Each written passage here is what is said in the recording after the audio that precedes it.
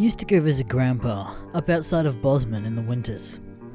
Grandpa is this tiny, little, frail old man, but he's hardy as fuck.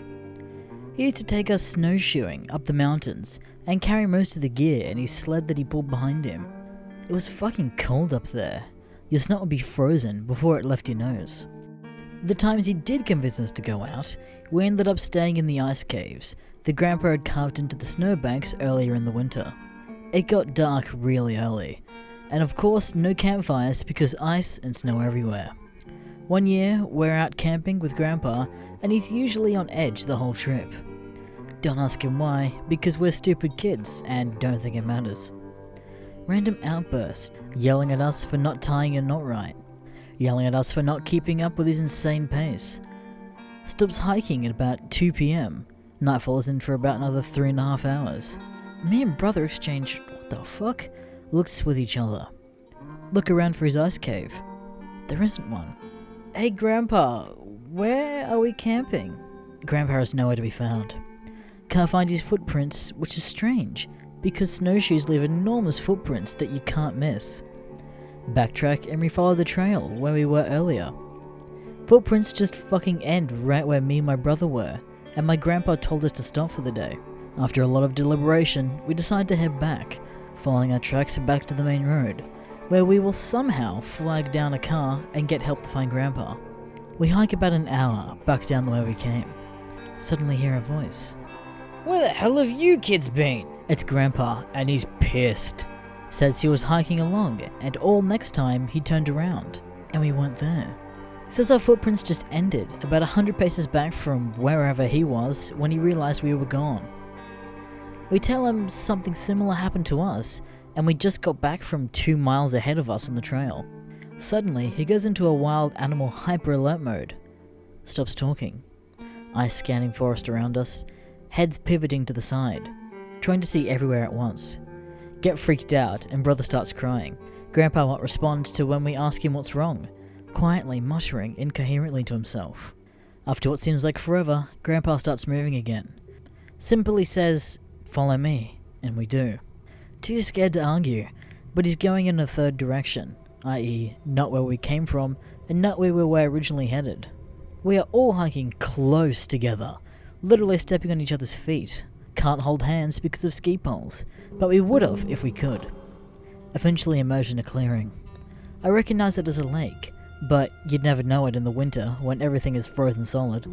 We get out of the ice and walk along the way to the middle of the lake before we stop. Grandpa tells us to get out our parkas because we're going to be staying for a while. Ask him what's happening. Doesn't answer. He gets out binoculars and starts to scan the shoreline.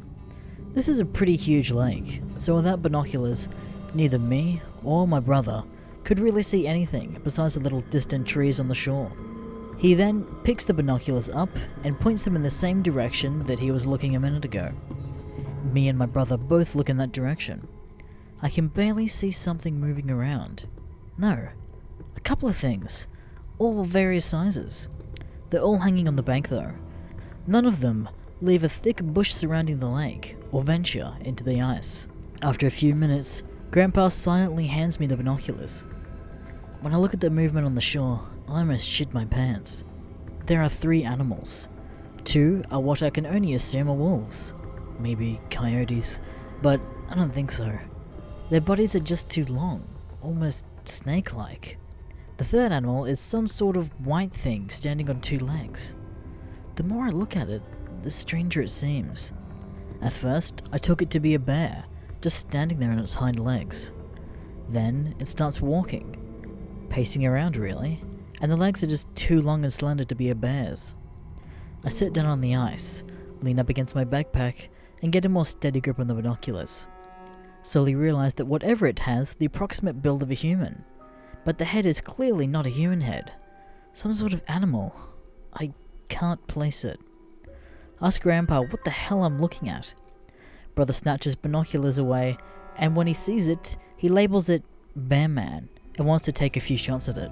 Grandpa says Indians used to dress up in animal furs in order to blend in with the animals they were hunting. Slightly stop shitting myself. It's just an Indian in a bear skin. And he has 2 dogs that look like wolves. And they're following us, but are afraid of the ice. Start shitting my pants all over again as I realize that this is about 100 times weirder than a real bear man. It's starting to get really dark, and we're still out there on the ice.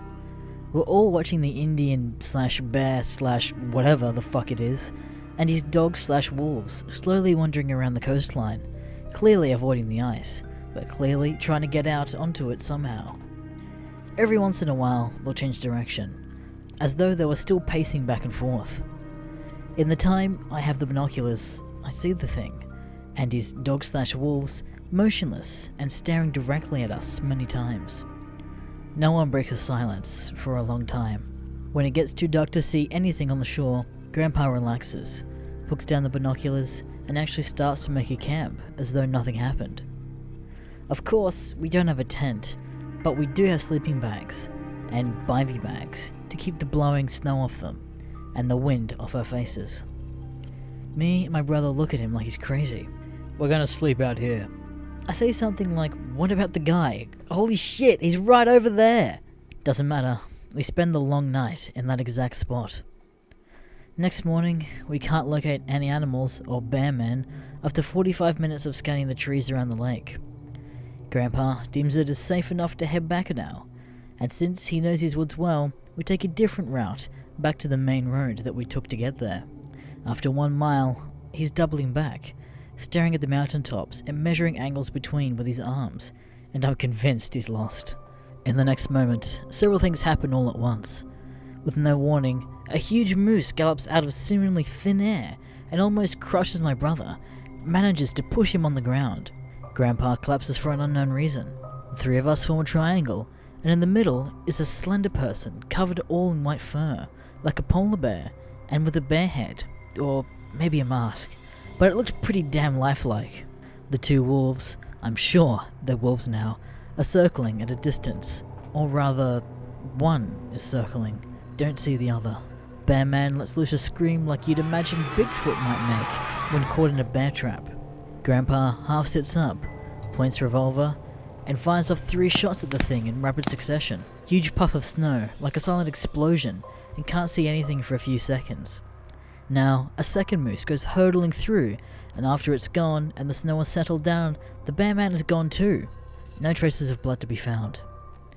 Can still see one wolf, pretty far away, but it's still circling.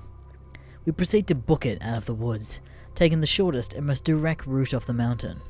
Think that Grandpa isn't really sure about where he's going, but nobody gives a shit. We have to keep moving. Still think I see the wolf out of an edge of my vision, several hundred feet out through the trees, or maybe it's both of them. We eventually do get back to Grandpa's car. Turns out he did know where he was going. It's been covered in fresh snowfall since we left it out there. There's 10-inch paw prints all the fuck over it and around it. Nope. We clean off the snow and see that there are dents on the hood, like hail fell on it, but they're right under where the paw prints were. Nope.tar.gs.biz.nope. On the drive home, we all swear never to speak of this to Grandma or my mum. Have to swerve out of the way of a huge roadkill. Almost drive off the road. Stop just in time.